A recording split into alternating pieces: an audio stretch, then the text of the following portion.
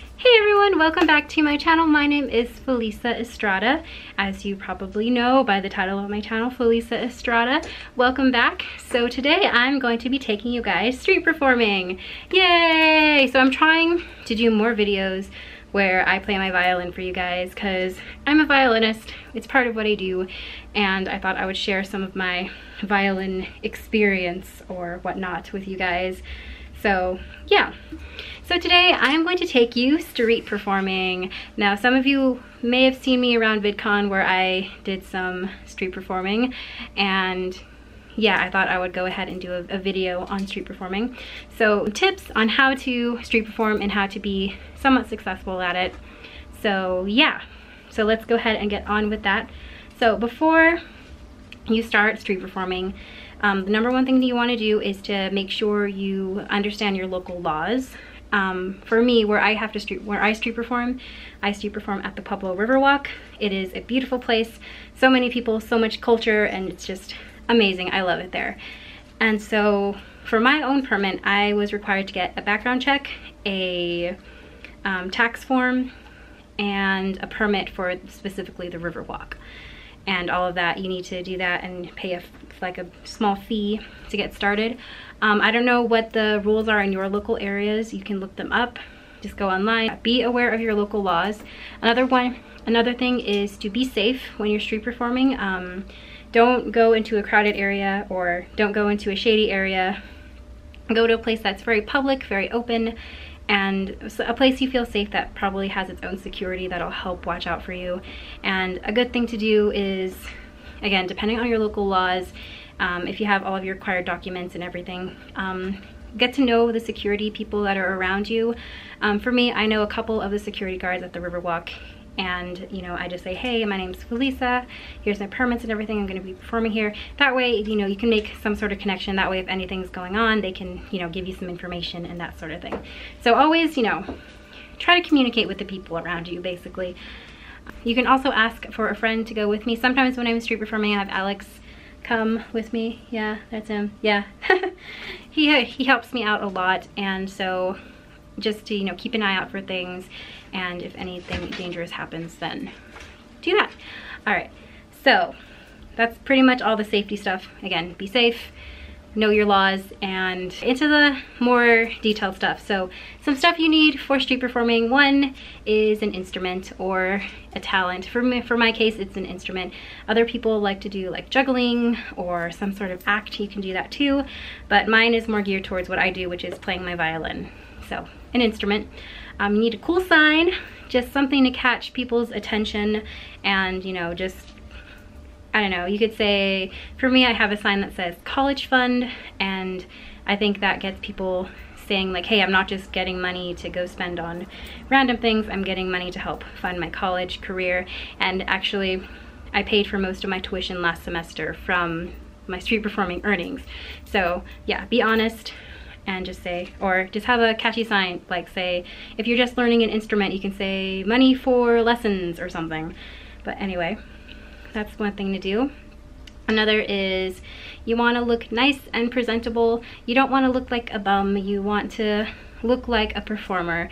There has to be some sort of difference between, say, a panhandler and a street performer or a busker.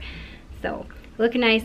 For me, I like to do my makeup and I don't like wear like a dress or a fancy dress or anything, just something that looks presentable. You can also dress casually, doesn't have to be anything fancy. Next, you also want to make sure you have plenty of water on you. Have plenty of water. If you're going to be outside in the sun, it's hot, you can also make sure you find some shade and you're safe and that sort of thing. Another thing is when you're street performing, you want to have a positive attitude. You want to be happy and very energetic. You want to be engaging with the people around you, just smiling. And whenever they like leave you a tip or anything, my favorite thing to do is just nod, or if I can, if I'm not in the middle of a song or something, I'll usually just say thank you and I appreciate it. You know, just to, you know, say thank you so much. And people like that. People like being acknowledged. So that's another thing. Also, be confident. Be very confident in what you're doing. It is very easy to just kind of be kind of scared at first when I was street performing, I was really scared and I was really closed off and I was always afraid to play loud.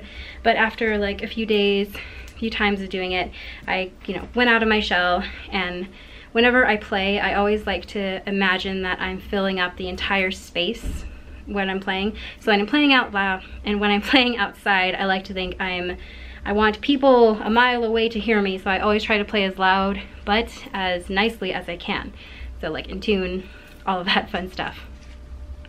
Another thing is you don't have to worry about having difficult repertoire, especially for musicians.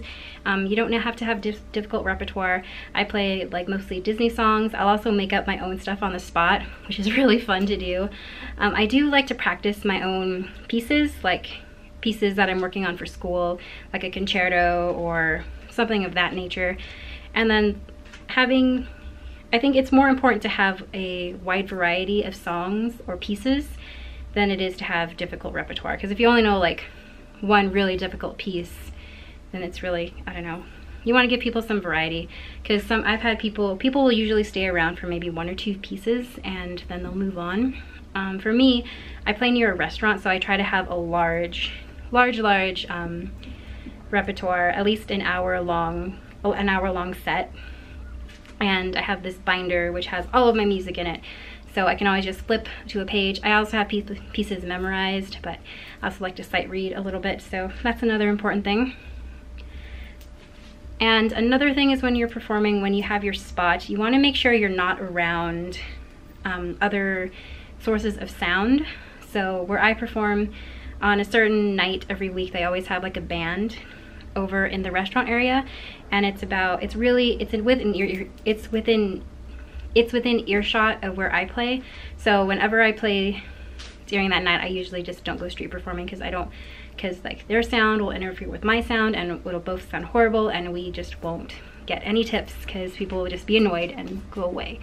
So that's another important tip to learn. Oh, another thing to do is when you have your space, have your space, and in addition to like this, and this goes back to like the sign thing, have an interesting setup. For me, I like to have I have my music stand and I have some twinkly lights because I like to perform during the evening and like during sunset. So I have twinkly lights that blink, and it's so cool and so fun, and people love it.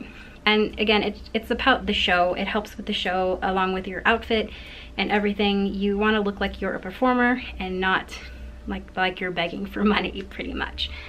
So you want to give something to people and show that you have a product to give, which is your music or your comedy or whatever you're gonna street perform with. So that's another thing, is to have a good show.